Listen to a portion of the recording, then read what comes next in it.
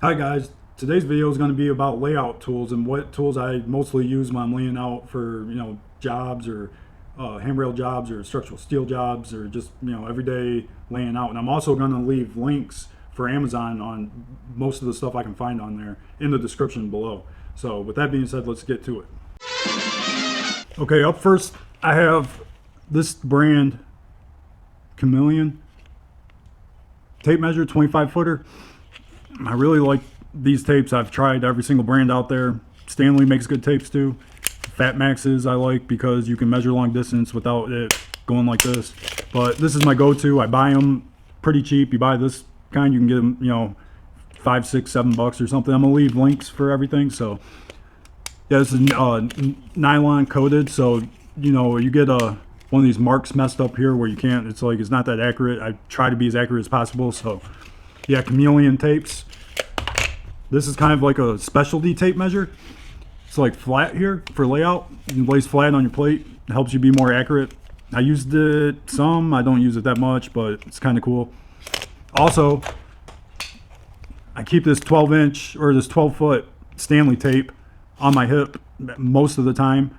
So I have easy access to a tape measure at all times. It don't even come off my hip when I'm measuring. Basically just go like that and I have a ready tape at all times. It's only a 12 footer. It's really light. It's made by Stanley. It's pretty cool. That's how I like to do things. So always have a tape on you. Soapstone is what my preferred marking is. Well,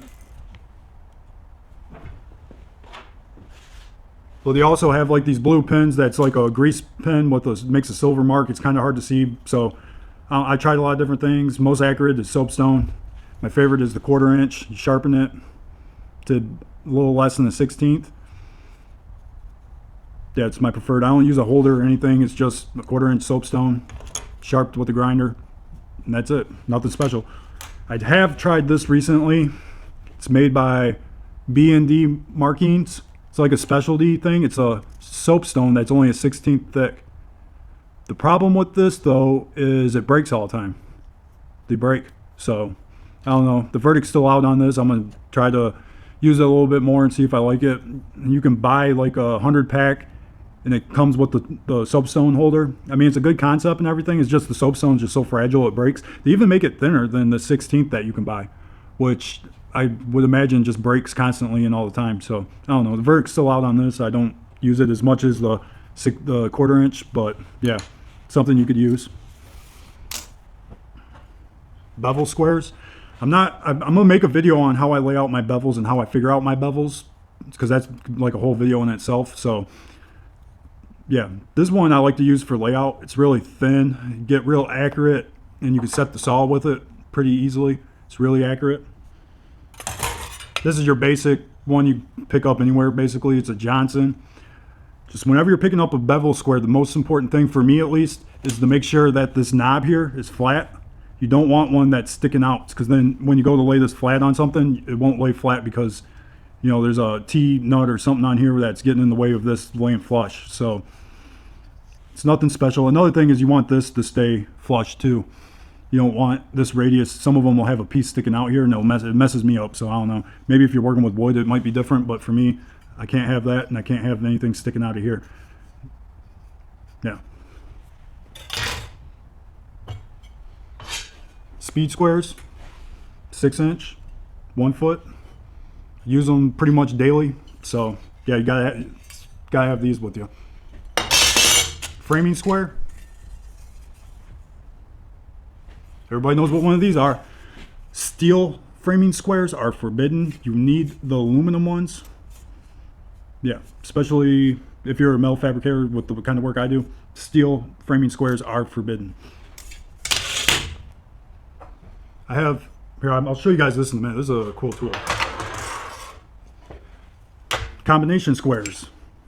Got a 6-inch, and this is an 18-inch, which I'd highly recommend. Or you can just get the 12-inch in the middle. These are Starretts. I bought them used because when you're a welder and you're working on metal, things get abused. These were used. They're square. They're still square. I check them. So yeah, this is Starrett. Very, very nice and highly recommend it. It costs a lot of money, but it's definitely worth it. 6" is a stair it. Costs a lot of money, but I definitely recommend it. You can buy it used.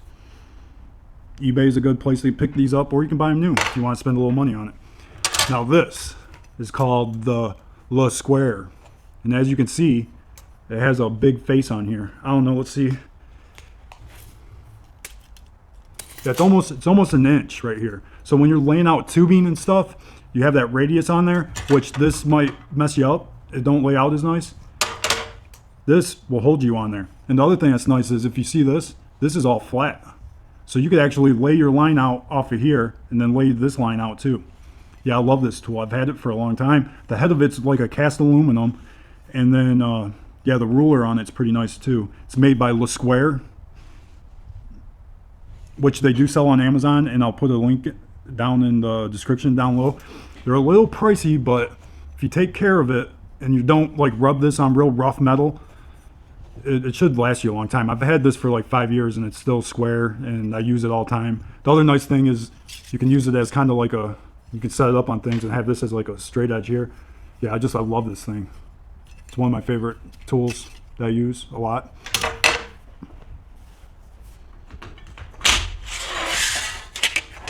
Straight edges. Got a 6-footer. This is like a 4-footer.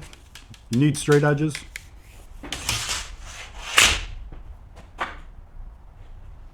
Chalk line helps you out. It's in my toolbox back there. I don't feel like digging it out, but yeah, chalk line helps you out. Yeah, that's about it. Oh, and the drywall square.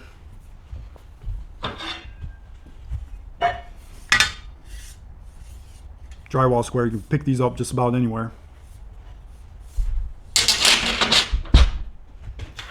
Yeah, so that's about it. I just wanted to make a quick video of some of the tools I use. Like I said, I'm gonna do a whole video on how I lay out stairs, how I figure out the pitch, how I got a chart, a specialized chart that a friend gave to me that I pretty much can't live without when it comes to doing stairs. So yeah, I'll do a whole video on that, explaining on how I lay out my bevels and everything else, because that's a whole, I could talk about that forever, and it's super confusing. I still get confused with it, so I know you guys would appreciate any type of help you can get, because I still need help with it. So all right, well, thanks for watching, guys. If you like this kind of content, would you please like, subscribe, and also please leave a comment and let me know what tools you like to use in your layout, or any. I like trying new things. I like doing different hearing different suggestions on things that you might use. So yeah, thanks again, guys, and I'll see you on the next one.